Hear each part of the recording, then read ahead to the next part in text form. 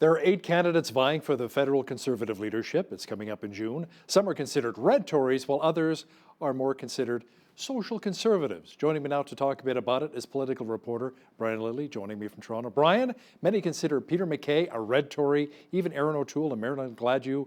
Who would you consider to be a true blue Tory?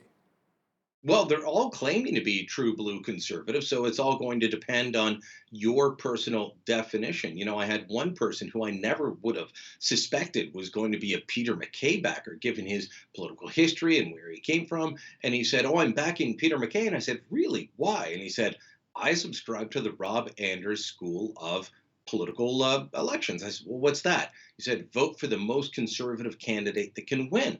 So you're going to see people bouncing all over the map. Now, Peter MacKay is often described as a red Tory. I'll tell you that on social issues, he's, on issues of life and same sex marriage, none of the candidates that are actually going to win are going to reverse same sex marriage. And even if you tried, the courts wouldn't let you.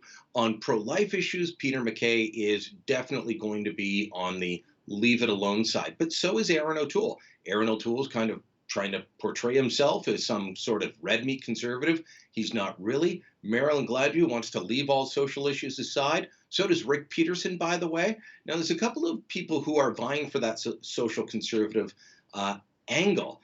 One is a guy named Jim Carey-Halios. Now, I've talked to some SOCONs in the Toronto area who have been big organizers for candidates in the past, and they said they don't know Carey-Halios. They don't necessarily want to back him, but he's aiming for that.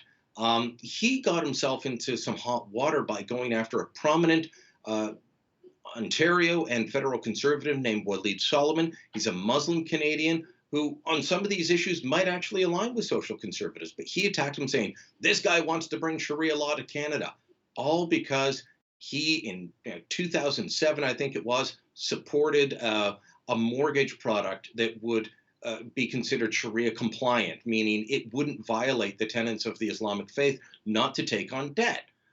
That's a bit of a harsh attack on him and on Aaron O'Toole. So Karahalios is a bit of a wild card in this. So really, you've got Derek Sloan and Lesley Lewis. Now, Lesley Lewis is an immigrant from the Caribbean who came to Canada. She has her PhD. She has a successful career. She was an unsuccessful candidate for the Conservatives in 2015. She's got the backing of people like Dr. Charles McFeety from Canada Christian College in Toronto. And she puts forward social conservative views in a way that I think is actually capable of winning. And that's, don't scare off other people. You want to be for life, you want to be for family, great.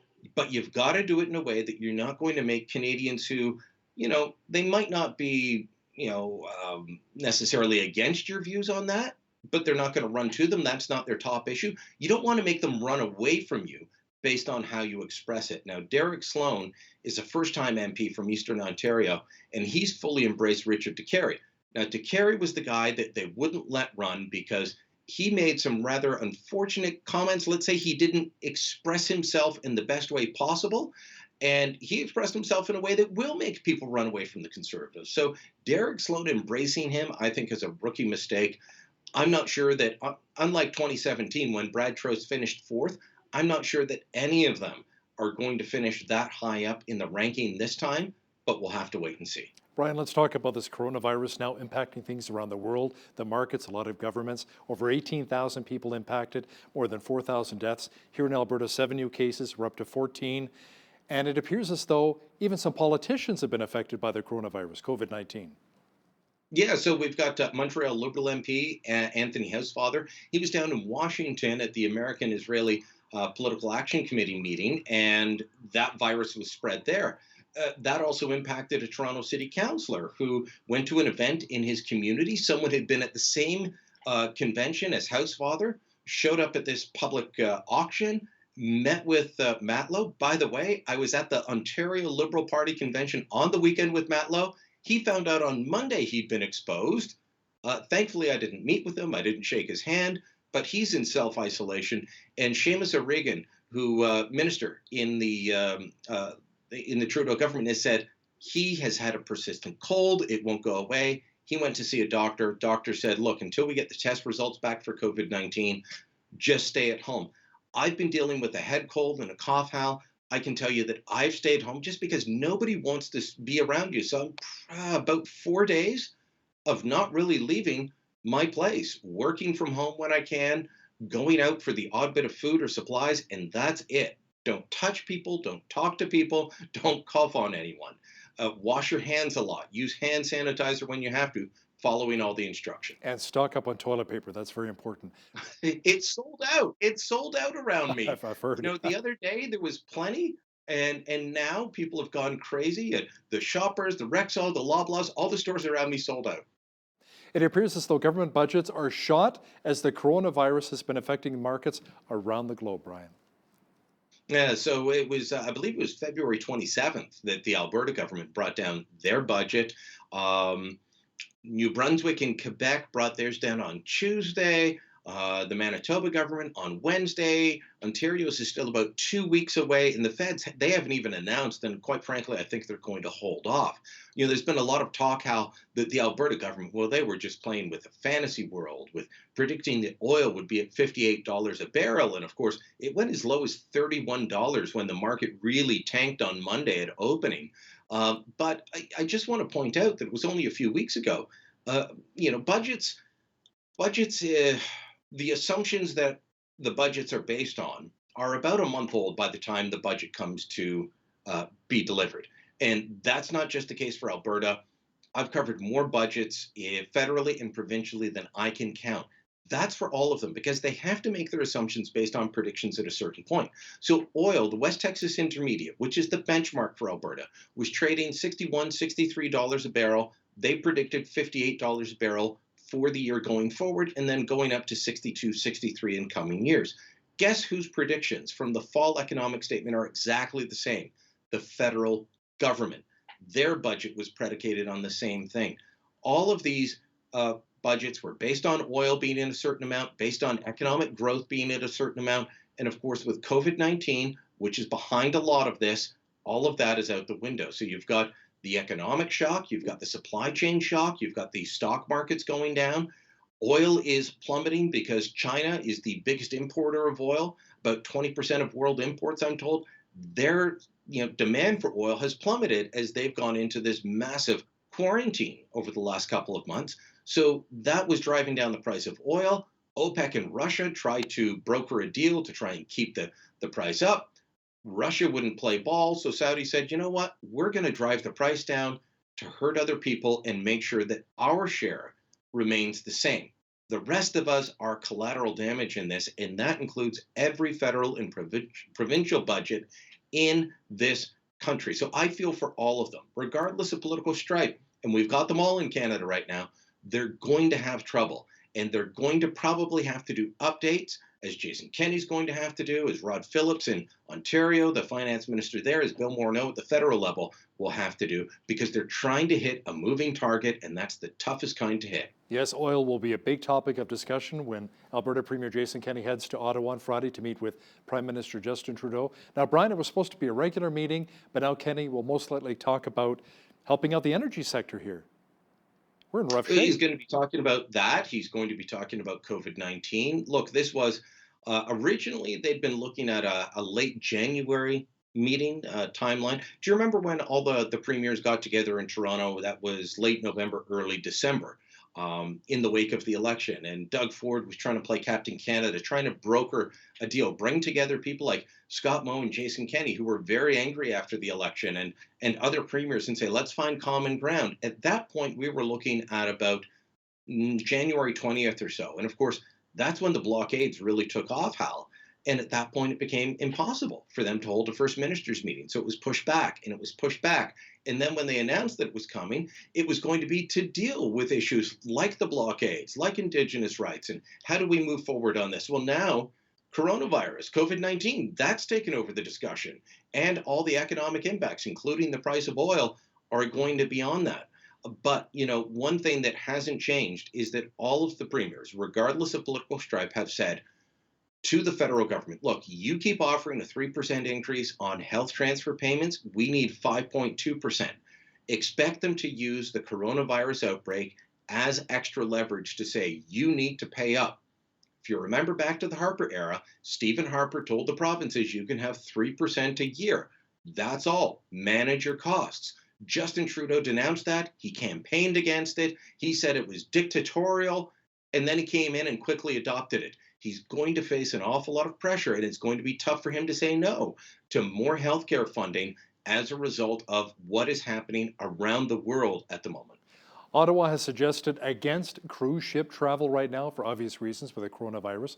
Brian, more than 200 Canadians aboard an infected cruise ship will be headed off to CFB Trenton for 2 weeks of quarantine. Tell me more about that.